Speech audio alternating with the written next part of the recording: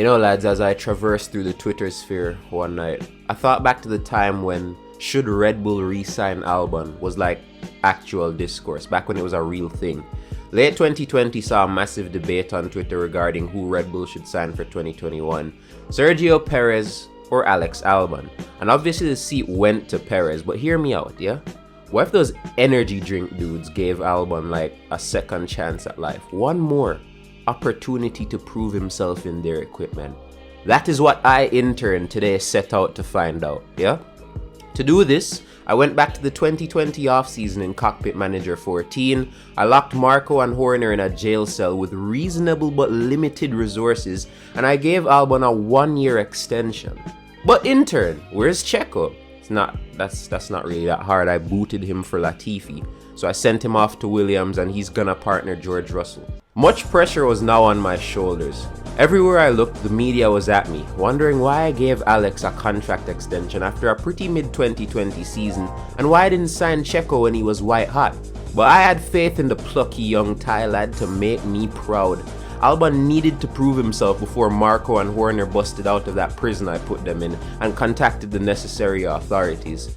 I gave him a boost in stats like overtaking in order to give him a fighting chance at the front. I also maxed out Lewis and Max's stats to emphasize just how good they were in 2021. Albon qualified P4 for Bahrain, comfortably 2/10 ahead of 5th place Norris, but he was over 7/10 off Max's pole winning time. I assumed it would take him a while to get up to speed with the new Red Bull, and when the lights went out, he got shown absolute levels by Lee Clark off the line. Similar to my heart rate, Albon was dropped by Leclerc as he'd almost be 10 seconds behind by lap 13. He'd never recover from this and he'd take home a P5 finish in the end as Merckx got a 1-2. But it was okay though. It was just one race. He'd be better in Imola, I said. Unfortunately, he was worse. Albon crossed the line P9, 8.3 seconds behind George Russell in a Williams. By round 3, Albon was 6th in the championship behind guys like Lee Clark and Norris. Albon would qualify a lowly P9 in Spain before packing himself into the nearest wall on lap 9 unprovoked. Cold sweat began to fill in my glands as I really questioned my decision. Albon was now behind Alonso in the championship. At some point in Monaco, he found himself being chased down by Pierre Gasly in the AlphaTauri. Behind the pit box, I kneeled and prayed to God above, beseeching him to not let our Red Bull get passed by the sister team on live TV with millions watching. My prayers were answered as Albon would pit before Gasly even had a chance, but that didn't stop him from being fathered by Gasly on the overcut, and Albon would finish P6 right behind him. A P4 in Baku would end up being Albon's best finish of the year so far. When we got to France, Alex did something that I hadn't seen him do at all since we started this run. He passed a Mercedes. He cooked Bottas off the line and I actually felt intense joy for 6 whole laps before Bottas laid waste to him later down the Paul Ricard straight. Lee Clark even joined on the fun too, but Alex would get back past him and score a P4 finish at the end of the race. Things were grim. Yes, Alex was P4 in the championship, but he was also 38 points behind Bottas in 3rd. Albon needed to perform better. Time was of the essence. Horner was using a chicken bone from the food I left him to try and pick the lock. We were running out of time. When we got to Austria, the single greatest thing that could have ever happened for our constructors bid took place. The 2 Mercs killed each other on lap 1. This was Albon's chance to get a podium. Both Mercs out, it was basically a guarantee. From P6 on the grid, he climbed his way up to P2, and with Gasly 3rd, it was a full Red Bull podium at Red Bull's home race. Surely this was the start of greener pastures, but Albon would revert back into his mid-form in the 2nd round of the doubleheader, finishing P10 unprovoked. The slump would unfortunately continue. A P5 in Silverstone, a P5 in Hungary, a P7 in Spa. Things were bleak, but luckily, the power of the Orange Army would once again inspire Albon as he'd break through for a P2 finish at Zandvoort in a Red Bull 1-2. Marco and Horner watched from the jail cell as the young lads stepped on the podium confident as ever, but we would all be in for the shock of our lives when we got to Italy. Early Albon went provisional pole in qualifying and set a lap faster than Max even.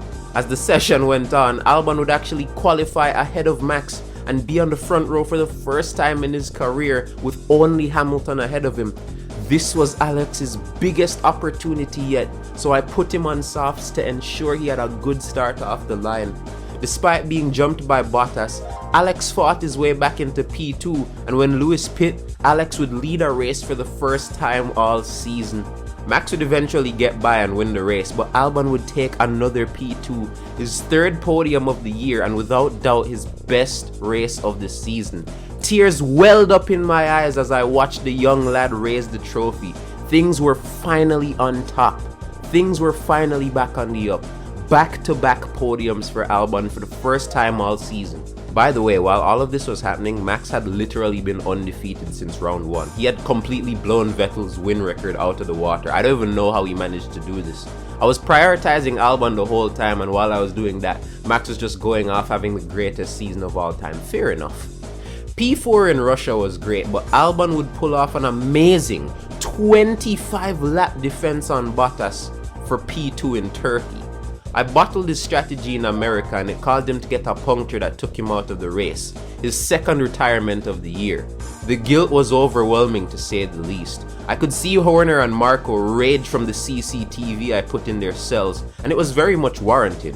I had ruined Albon's hot streak and it was up to me to build it back. We clearly had the best car at this point in the season, as out qualifying the Mercs got even easier. A 1-2 in quali in Mexico was one thing, but Mexico would be the first race of the season where Albon would completely outdrive Max on pure pace for the first time and got a P2 finish for his troubles.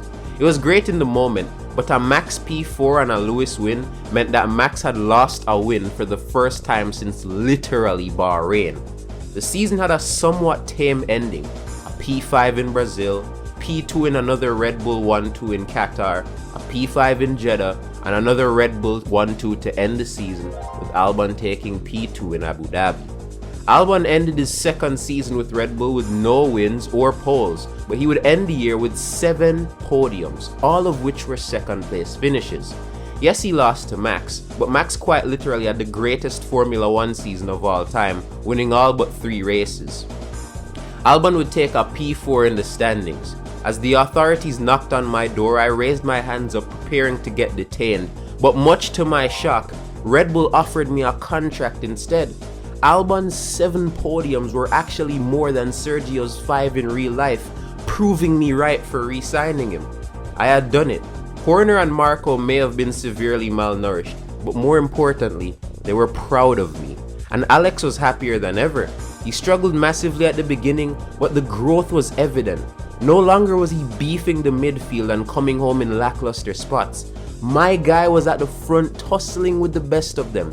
The experiment had worked, and faith was finally put back in the Red Bull driver program, meaning I had accomplished my mission.